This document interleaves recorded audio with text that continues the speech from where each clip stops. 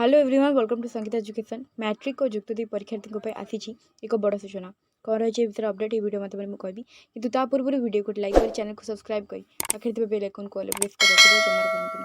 चलते वीडियो को स्टार्ट करबा। कॉपी जोगाइले बंधा हेबे शिक्षक।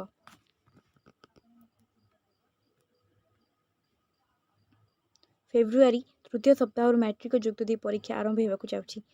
हाथ में आउ कम समय थिबा बेले राज्य सरकार पक्षर तत्परता प्रकाश पाई। उभय परीक्षा जेपरी शांति श्रृंखला तथा विवाद मुक्त हो यार कठोर पदक्षेप ग्रहण कर परीक्षार्थी परीक्षा केन्द्र भितर को प्रवेश समय कौन वैद्युतिक सामग्री नहीं पारे ना।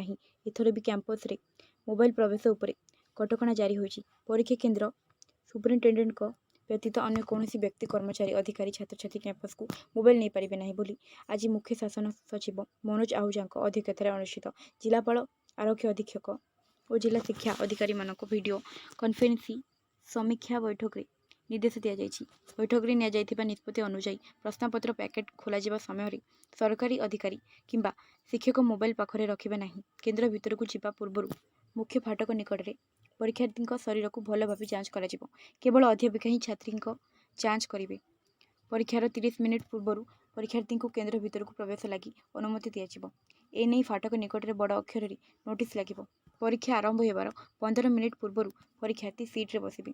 परीक्षा केन्द्र निकट में जेपरी अभिभावक एकाठी न हुंती से पदक्षेप ने दरकार पड़े परीक्षा केन्द्र सुपरिटेडेट स्थानीय पुलिस सहायता नहीं पारे। जदि परीक्षा केन्द्र कौन शिक्षक और कर्मचारी कॉपी जोगाण संपृक्त थिबा नजर को आसी विरोध में कार्यानुष्ठान नियाजिबो। आवश्यक पड़े पुलिस द्वारा बंधा हेबे। उभय परीक्षा को अबाध और शांति श्रृंखलार सह कराइबा उपरे व्यापक आलोचना होछि। जिला और पुलिस प्रशासन समन्वय किभली परीक्षा परिचालन श्रृंखलित भाव हो पारिबो से नहीं बैठक में विस्तृत आलोचना करा जायछि। परीक्षा केन्द्र में व्यापक पुलिस मुतयन और सीसीटीवी व्यवस्था करा जिवो। चलित वर्ष युक्त 2 रे 3,93,618 जन छात्र छात्री परीक्षा देबे। कला रे सर्वाधिक 2,47,391, विज्ञान रे 1,14,980, वाणिज्य रे 25,526, धंदामूलक 5,721 जन परीक्षार्थी रही। फेब्रुआरी 18 मार्च 17 पर्यंत अनुष्ठित होगा परीक्षा 205 परीक्षा परिचालना हब और 1276 परीक्षा केन्द्र होती।